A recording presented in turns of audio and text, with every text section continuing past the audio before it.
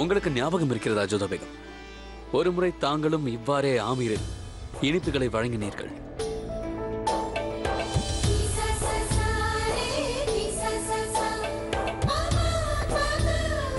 அட ஆம், நான் மறந்தே போய்விட்டேனே. உங்களுக்கு இன்னமும் ஞாபகம் இருக்கிறதா? ஏனென்றால் அன்றுதான் முதலாக ஜலாலுதீன் கழுத்தை ஒரு வாள் முத்தமிட்டது.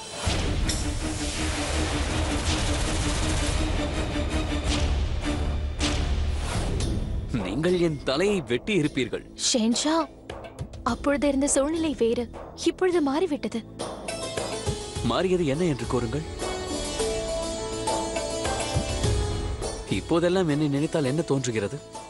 ஷேன்ஷா, இந்த இடத்தில் இதை பற்றி பேசுவது உகந்ததல்ல. நாம் சிறைச்சாலையில் இருக்கிறோம். குறைந்தபட்சம் இதையாவது கூறுங்கள். ஒருவேளை அன்றே உங்களுக்கு தெரிய வந்திருந்தால், அதாவது காளி மாதாவின் காலில் யார் தலையை போட வேண்டுமோ அது நான் தான் என்று தெரிய வந்திருந்தால் தாங்கள் என்ன செய்திருப்பீர்கள்? அன்றே என்னை கொன்றிருப்பீர்கள் அல்லவா? எப்பொழுது கூட உங்களை கொன்றுவிட வேண்டும் என்றுதான் தோன்றுகிறது. என்ன? ஆம், தினமும் ஒரு முறையாவது தன் கணவரை கொல்ல வேண்டும் என்று பேகங்களுக்கு தோன்றும். தங்களுக்கு தெரியுமா? ஒரு முறை. மீதி நேரம் எல்லாம் மற்ற நேரங்களில் அவருக்கு பணிவிடை செய்ய வேண்டும் என்று தோன்றும். அவருடைய காயங்களுக்கு மருந்திடுவது, இரவு கண்மூடித்து மூலிகை தயாரிப்பது, அவருக்கு சேவைகள் புரிவது. ஷேன்ஷா, இது சேவை அல்ல, காதல் என்பார்கள்.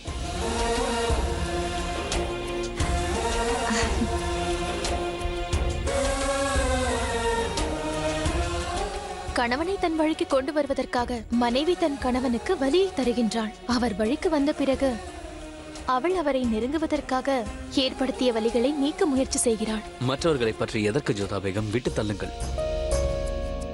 தாங்கள் என்னை பற்றி நினைப்பதை கூறுங்கள். ஷேன்ஷா, வஸ்திரத்தை நெய்பவர் எம்முறை சரியாக தைக்கவில்லை. இதை சரி செய்து கொள்ளுங்கள். மிகவும் அழகாக இருக்கிறீர்கள். பேச்சை மாற்றுவதில் உங்களை மீற முடியாது ஜோதா பேகம்.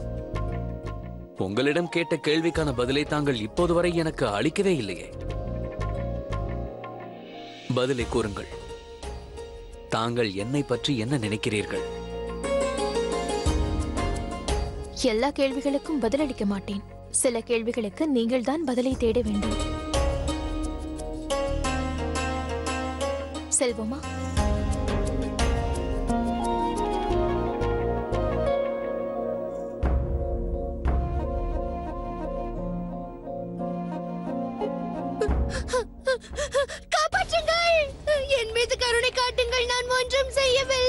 உன் மீது கருணை காட்ட வேண்டுமா? ஷெகன்ஷாவை நீ கொல்ல முயற்சி செய்தவள். இன்று ஷெகன்ஷாவின் திருமண நாள். அதனால் இந்த சாட்டையால் உன்னை மீண்டும் மீண்டும் அடித்து ஷெகன்ஷாவை சந்தோஷப்படுத்த போகிறோம். இல்லை இல்லை, என்னை விட்டு விடுங்கள். நான் ஒன்றும் செய்யவில்லை.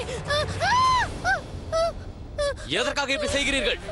ஹுசூர், உங்களை கொல்ல நடந்த சூழ்ச்சியில் இவளுக்கும் பங்கிருக்கிறது. அதனால் நான் இவளுக்கு தண்டனை கொடுக்கிறேன். நான் தவறு செய்தேன் தான். இப்போது வரையில் நான் அதற்கான தண்டனையை அனுபவித்துக் கொண்டுதான் இருக்கிறேன். நான் இங்கு வந்ததிலிருந்து என்னை தாங்கள் கொல்லாமல் விட்டதற்காக தினமும் உங்களுக்காக வேண்டிக் கொள்கிறேன். நான் பெனசருக்கு துணையாக இருந்தேன். ஏனென்றால் அவள் என் முதலாளி. ஆகையால் தான் அவள் கட்டளைப்படி நான் நடந்தேன். என்னுடைய இந்த உயரத்தால் யாரும் எனக்கு எந்த வேலையும் தரவில்லை. நான் பிழைப்பதற்காகத்தான் பெனசரிடம் வேலை செய்து வந்தேன். நான் அவளை கொல்லக்கூடாது என்று கட்டளையிட்ட பிறகும் நீ யார் அவளை துன்புறுத்துவதற்கு? என்ன நினைத்தீர்கள்? இவளை கொடுமை செய்தால் நான் மகிழ்ச்சி அடைவேன் என்றா?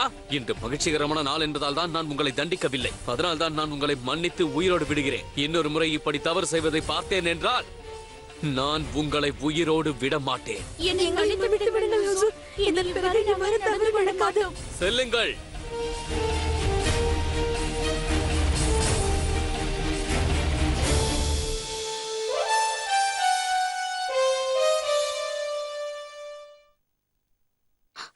வேண்டாம் பேகம் சாய்பா, எனக்கு கருணை காட்டாதீர்கள். உண்மையில் நான் ஒரு குற்றவாளி. நான் உன்னை குற்றவாளியாக பார்க்கவில்லை. சூழ்நிலையின் காரணமாகத்தான் நீ அவ்வாறு நடந்து கொண்டாய். ஜோதா பேகம் சரியாக கூறுகிறார். அதனால் நான் இவரை விடுதலை செய்ய கட்டளையிடுகிறேன். அதே போல் இவர் பிழைப்பதற்கும் தேவையான ஏற்பாடுகளை பார்த்து செய்து விடுங்கள். நான் உனக்கு 2வது அவகாசம் கொடுக்கிறேன். ஏனென்றால் என்னை திருத்திக் கொள்ள எனக்கும் இன்னொரு அவகாசம் கிடைத்தது.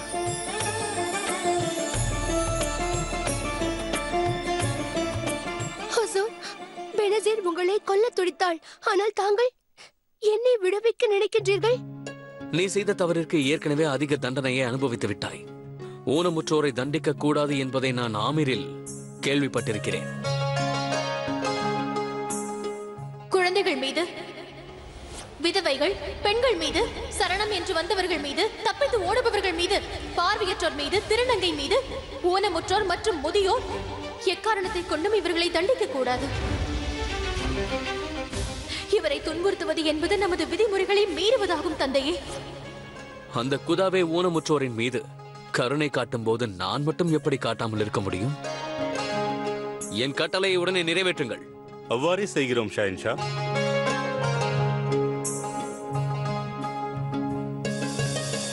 அந்த குதா உங்கள் இருவர் மீது எப்போதும் கருணை மழை பொழிய வேண்டும். அவருடைய ஆசீர்வாதம் எப்போதும் உங்களுக்கு கிடைக்க வேண்டும். நான் வாழும் காலம் வரை உங்கள் இருவருக்காகவும் பிரார்த்தனை செய்வேன். ஷஹன்ஷா அவர்கள் வாழ்க, ஜோதா பேகம் வாழ்க.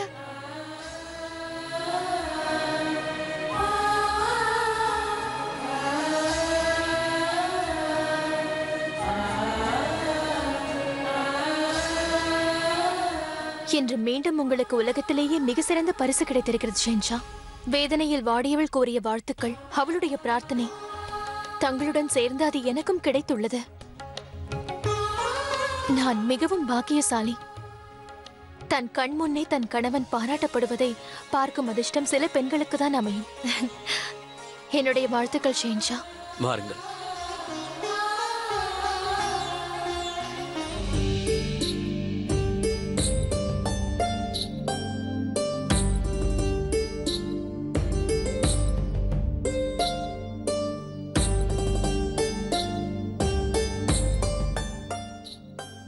என்னவாயிற்று ஷஹன்ஷா? நின்று விட்டீர்கள். என்னவாயிற்று?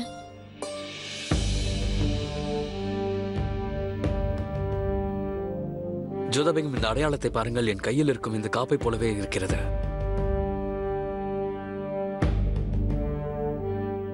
இதை பார்க்கும்போது கான் பாபா எனக்கு கூறியது ஞாபகம் வருகிறது. சிறைச்சாலையில் உள்ளே ஒரு ரகசிய பாதை இருக்கிறது என்று அவர் கூறினார். இது அதுவாகத்தான் இருக்கும். உண்மையாகவே இங்கு ரகசிய பாதை இருக்கின்றதா? நீங்கள் இவ்வளவு ஆவல் காட்டுவது எனக்கு பிடித்திருக்கிறது. கூறுங்கள் ஷஹன்ஷா, இந்த பாதை எங்கே செல்கிறது? என் கேள்விகளுக்கு தாங்கள் பதில் கூறவில்லை. உங்கள் கேள்விக்கு மட்டும் நான் பதில் கூற வேண்டுமா?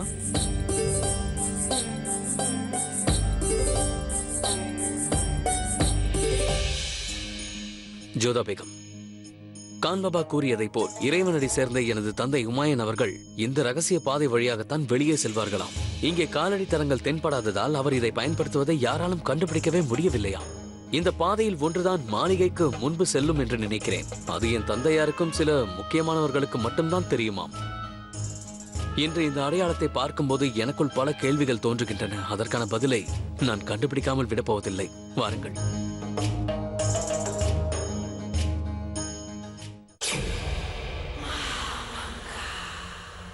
அனைத்தும் தயாரா? அப்படி என்றால் என் வேலையை நான் ஆரம்பிக்கலாம்.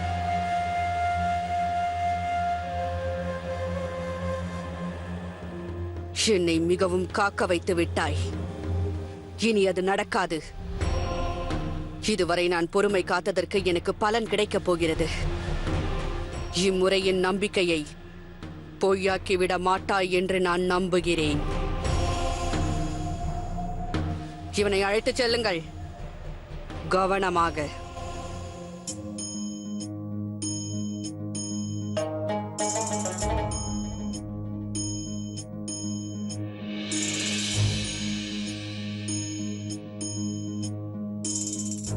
எனக்கு தெரிந்த வரையில் இந்த சுரங்கத்தில் தான் எனது தந்தையார் எதிரிகளிடமிருந்து தப்பிக்க மறைந்திருப்பார் என்று நினைக்கிறேன்.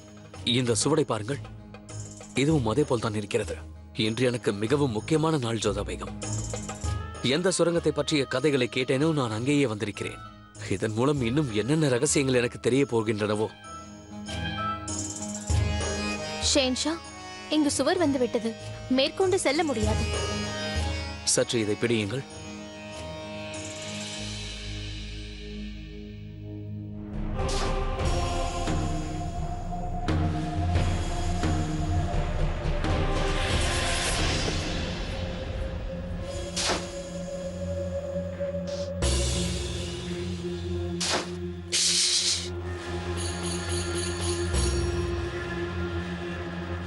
சுவற்றுக்கு பின்னால் யாரோ இருக்கிறார்கள்.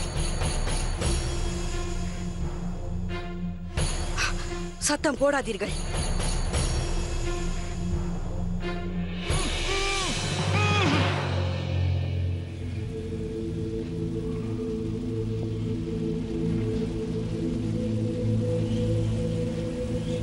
என்னவாயிற்று ஜோதா பேகம்? ஷேன்ஷா, எனக்கு யாரோ ஒருவருடைய குரல் கேட்பது போல் தோன்றியது. யாரோ அழுத்தி பிடிக்கும் போது ஏற்படும் ஓசையை போல.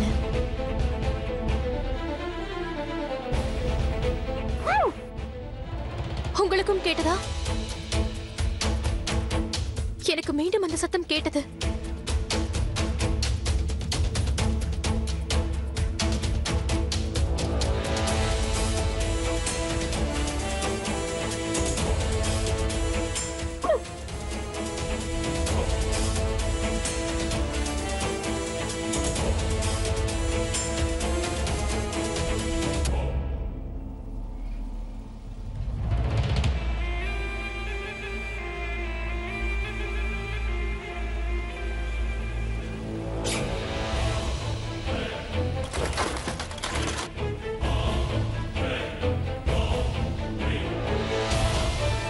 இங்கு யாரும் இல்லை ஜோதா பேகம். இங்கு ஆள் நடமாட்டமே இல்லை. இந்த ரகசிய பாதையை பற்றிய விஷயம் எனக்கும் கான் பாபாவிற்கு மட்டுமே தெரியும், வேறு யாருக்கும் தெரியாது. எலிகளோ இல்லை பறவைகளோ இந்த சத்தத்தை எழுப்பியிருக்க கூடும் என்று நினைக்கிறேன். போகட்டும், நாம் புறப்படலாம். விழாவிற்கு நேரமாகிவிடப் போகிறது.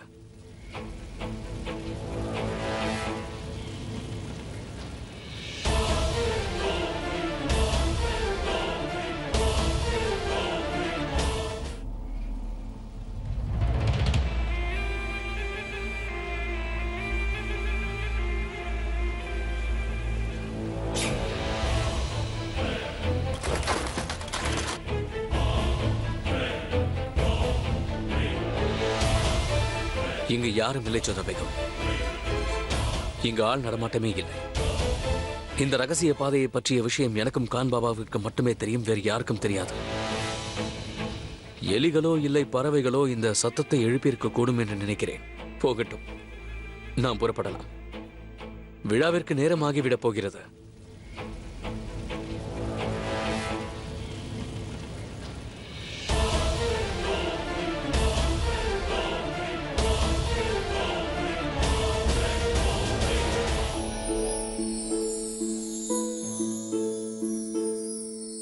ஜோதா பேகம், அட, ஷெஹன்ஷா வந்து விட்டார். நான் இன்னும் தயாராகவில்லையே. மோதி, நீ விரைவாக சென்று ஷெஹன்ஷாவிற்கு பாயாசம் எடுத்து வா. சரி. நீங்கள் என்னை சீக்கிரமாக தயார் செய்யுங்கள். சீக்கிரமாகட்டும்.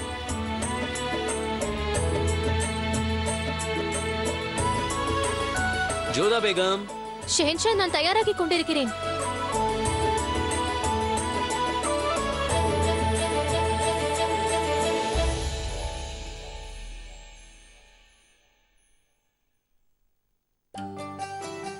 என்ன இது ஜோதா பேகம்? நான் உங்களை அழைத்துக் கொண்டே இருக்கிறேன், நீங்கள் இன்னும் தயாராகவே இல்லை.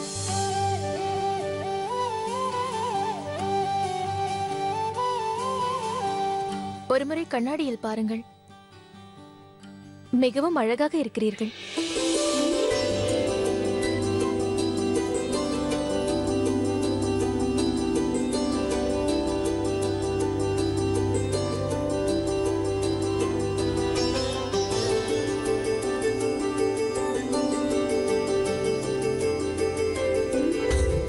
தனது வேகம் இவ்வளவு அழகாக இருக்கும்போது கணவனும் நன்றாக அலங்காரம் செய்து கொள்ள வேண்டும். அப்போதுதான் பிறர்கள் பார்க்கும்போது அவரையும் சற்று கவனிப்பார்கள். நீங்களும் விசித்திரம்தான், உங்களுடைய பாராட்டும் விசித்திரம்தான். நான் விசித்திரமாக இல்லாமல் அனைவரையும் போல் இருந்தால் அப்போதாவது தாங்கள் என்னை காதலிப்பீர்களா?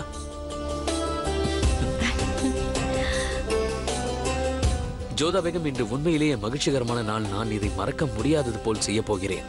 ஏனென்றால் நமக்கு திருமணம் நடந்து 1 வருடம் ஆகிவிட்டது. உண்மை கூற வேண்டும் என்றால் உங்களோடு நான் மிகவும் மகிழ்ச்சியோடு இருக்கிறேன். என் வாழ்க்கையில் இருக்கும் மகிழ்ச்சியான தருணங்கள் அத்தனையையும் நான் உங்களோடு கழிக்க ஆசைப்படுகிறேன்.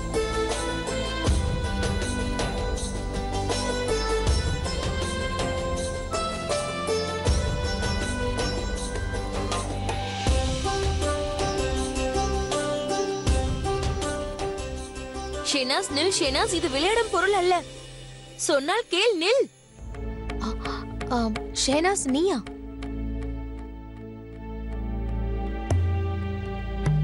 அட, இது என்ன? இது பாயாசம். செயின்ஷா அவர்களும் ஜோதா பேகம் அவர்களும் உண்பதற்கு. அப்படியா? அவர் என்றால் நானே ஊட்டுகிறேன். ஷெனாஸ், நில்.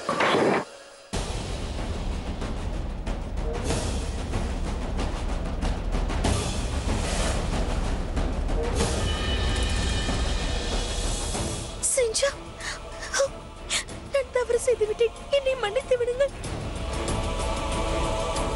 என்னை மன்னித்து விடுங்கள். எனக்கு தண்டனை கொடுத்து விடாதீர்கள் செஞ்சா. ஜோதா பேகம், நான் உங்களோடு தனிமையில் பேச விரும்புகிறேன். ஷேனாஸ், இங்கிருந்து செல். செஞ்சா, என்னை மன்னித்து விடுங்கள். ஷேனாஸ், வா. செஞ்சா. ஜோதா பேகம், ஷேனாஸ் பைத்தியம் அல்ல, மனதளவில் குழந்தைதான் என்பதை நான் ஒப்புக்கொள்கிறேன். ஆனால் என்ன செய்தார் என்று பார்த்தீர்களா? அவர் என்ன செய்கிறார் என்பது அவருக்கே தெரியாது. ஆனால் தெரியாமல் மற்றவர்களுக்கு தீங்கு இழைத்துக் கொண்டிருக்கிறார். அதனால் அவர் விழாவிற்கு வர வேண்டாம். ஷேன்ஷா, இந்த விஷயத்தை நான் உங்களிடம் முன்பே கூறிவிட்டேன். விழாவில் எந்த அசம்பாவிதமும் நடக்காது. அதற்கு நான் பொறுப்பு. பிறகு இது என்ன ஜோதா பேகம்? அவர் என்ன செய்தார் என்பதை தாங்களே பார்த்தீர்கள் அல்லவா? யார் காரணமாகவும் விழா கெட்டு விடுவது எனக்கு சிறிதளவும் பிடிக்கவில்லை. அவர் விழாவிற்கு வரக்கூடாது. இதுதான் என் முடிவு. நீங்கள் முடிவெடுத்து விட்ட பிறகு நான் என்ன பேசப் போகிறேன்?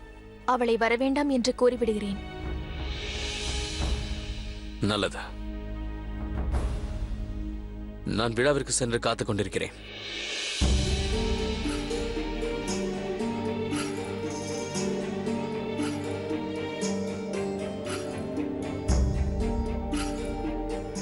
அனைத்து ஏற்பாடுகளும் நன்றாக இருக்க வேண்டும். எந்த குறையும் வந்துவிடக்கூடாது. புரிந்ததா? ஆகட்டும் ஹுசூர். சரி.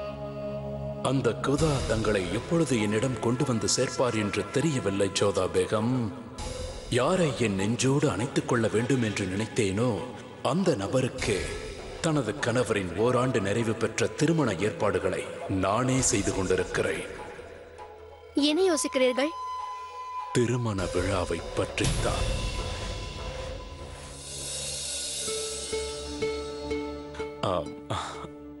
அதாவது நமது திருமண நாள் எப்பொழுது வருமோ என்று யோசித்துக் கொண்டிருக்கிறேன்.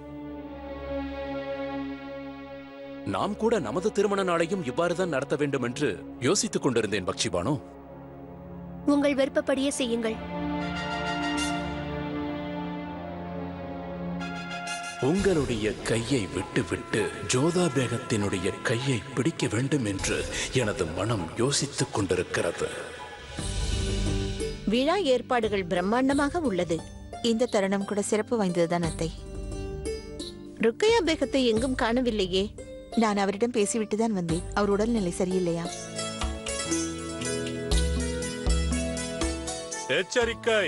இந்துஸ்தானின் ஷயன்ஷா, அல்லாவின் பிரதிரூபம், முகலாய சாம்ராஜ்யத்தின் முடிசூடா மன்னர் பாட்ஷா ஜலாலுதீன் முகம்மது அவர்கள் வந்து கொண்டிருக்கிறார்.